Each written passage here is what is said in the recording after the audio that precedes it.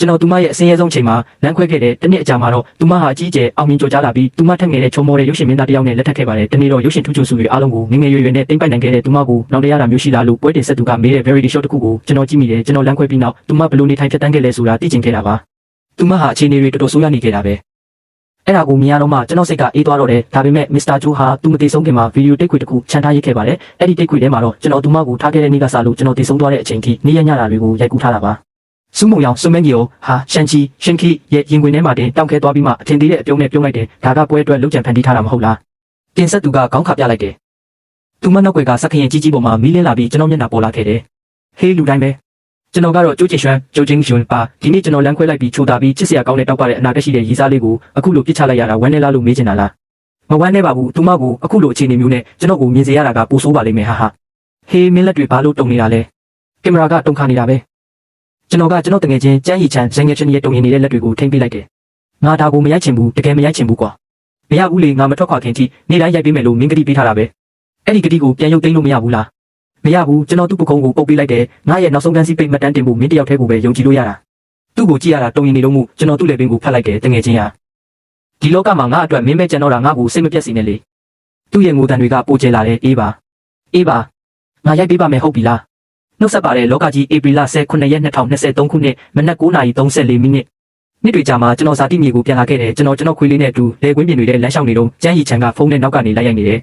အဲ့ဒါကြောင့်ကိုစုမုံရောင်ကတချင်းတပုတ်ရှယ်ထားတာအဲ့ဒါကြောင့်ပဲမင်းခွေးလေးလို့ရောက်တော့ကိုယူသွားလို့ပဲဒါတချင်းလဲလမ်းခွဲပြီးကလေးကငါသူမကိုပွားထားတာယူရပဲရဲ့ထိတ်ကိုကျုံကလိုချင်တာယူသွားပါလေကျန်းရီချန်နဲ့ကျွန်တော်တယောက်ကိုတယောက်ကြည့်ပြီးအော်ရလိုက်ကြတယ်လိုချင်တာယူသွားကြံတာငါခံနိုင်ရှိတယ်ခွေးကိုပဲထားခဲ့ပါအဲ့ဒါကအတော့ဝင်တာမဝင်တာရေးမကြည့်ပါဘူးသူမကခွေးလေးကလွဲလို့ဘာမှမလိုချင်ခဲ့ဘူးဒါပေမဲ့မင်းကတော့ဘာမှမယူပဲခွေးလေးကိုပဲယူလာခဲ့တယ်ဟာဟာကျွန်တော်တို့ရဲ့ရေတံတွေကလေကွင်းထဲမှာပဲ့တင်ထက်သွားပြီးတဖြည်းဖြည်းနဲ့ငိုရှိုက်တံတွေနဲ့ရောထွေးသွားတော့တယ်နှုတ်ဆက်ပါတဲ့လောကကြီးဧပြီလ19ရက်2023ခုနှစ်မနက်10:10မိနစ်ခွေးတွေကသူတို့တခင်ထွက်ခွာတော့မယ်ဆိုတာသိကြသလားဟောင်းနှံနေတဲ့တစ်သားတကားကမြည်ဟဲပြီးပွင့်သွားတဲ့ကျွန်တော်ပင့်ကူအိမ်တွေကိုဖယ်ရှားရင်းသူ့ကိုပြောလိုက်တယ်စူးမုံရောင်နဲ့တူပေချင်းမှာကြောက်တက်ကလေးကကျွန်တော်ရွာကိုပြန်မလာဖြစ်တော့တာအမေနဲ့အဖေဆုံးပြီးနောက်မှာခွေးလေးကိုမြို့ပေါ်ခေါ်သွားခဲ့တာလေအခုမှသူ့ကိုအိမ်ပြန်ခေါ်လာဖြစ်တာပထမဆုံးပဲကင်မရာမြင်ကွင်းကပြောင်းသွားတဲ့အခုတော့ကျွန်တော်ကိုယ်တိုင်ဖုန်းကိုကင်ပြီးရိုက်နေတာပါဟာဟာကျိုးချင်ရွှဲရဲ့ဇာတိမြေတန်ရှင်းရေး blog ကနေကြိုးဆိုပါတယ်ဒီမှာတန်ရှင်းရေးလုပ်နေတဲ့သူကတော့တခင်လေးကျွန်တော်ကဒီမှာလူနာလေးပြဖယ်ဆန်းပါနည်းနည်းလောက်နောက်ပြောင်ပြီးတဲ့နောက်ကျွန်တော်ဖုန်းလေးနဲ့တူမိဖို့ကြောင့်တဲကရိမ့်ရိုင်ပြီးထွက်လာခဲ့တယ်မင်းကိုမချက်ပါနဲ့လို့ငါပြောသားပဲမင်းလက်ရဘယ်လိုလဲဆိုတာမင်းကိုမင်းမသိဘူးလားသွားထိုင်နေတော့ကျွန်တော်ချောင်းဆိုရင်ရေမောကစပွဲမှာထိုင်လိုက်တယ်ကျန်းရီချန်မိဖို့ကြောင့်တဲဝင်သွားတာနဲ့ကျွန်တော်မျက်နှာကအပြုံးတွေပျောက်ကွယ်သွားတယ်ကျွန်တော်စပွဲကိုအပြူရင်အသက်ကိုလူရှူနေရတဲ့တုံတုံရင်ရင်နဲ့အောက်ဆီဂျင်အနှဲငယ်ရှူသွင်းပြီးတဲ့နောက်ကင်မရာကိုကြည့်ပြီးအတင်းပြုံးလိုက်တယ်တောင်းပန်ပါတယ်နောက်ပိုင်းအသက်ရှူရတာပိုခက်ခဲလာလို့ပါတကယ်တော့ကျွန်တော်လက်ရကတော်တော်ကောင်းတာပါတကယ်ပြောတာ